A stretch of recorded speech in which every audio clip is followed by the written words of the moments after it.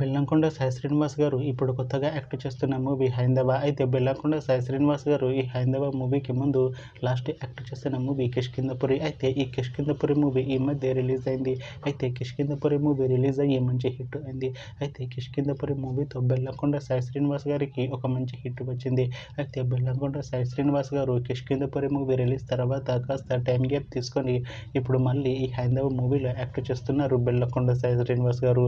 చూడాలి బెల్లంకొండ సాయి శ్రీనివాస్ గారికి ఈ హైందవ మూవీతో కూడా ఒక మంచి హిట్ తనకి వస్తుందా లేదా అనేది మనం ఈ హైందవ మూవీ రిలీజ్ అయ్యాక చూడాలి.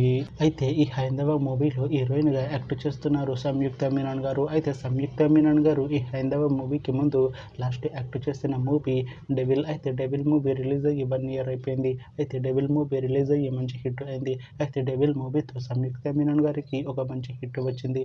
అయితే సంయుక్త మీనన్ గారు డెవిల్ మూవీ రిలీజ్ తర్వాత 1 year టైం గ్యాప్ తీసుకొని ఇప్పుడు మళ్ళీ ఈ హైందవ మూవీలో యాక్ట్ చేస్తున్నారు సంయుక్త మీనన్ గారు. చూడాలి సంయుక్త మీనన్ గారికి ఈ హైందవ మూవీతో కూడా ఒక మంచి హిట్ తనకి వస్తుందా లేదా అనేది మనం ఈ హైందవ మూవీ రిలీజ్ అయ్యాక చూడాలి.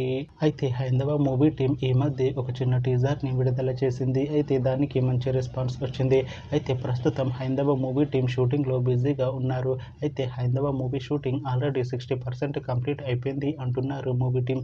అయితే హైందవ మూవీ టీం మాత్రం చాలా కాన్ఫిడెంట్గా ఉన్నారు.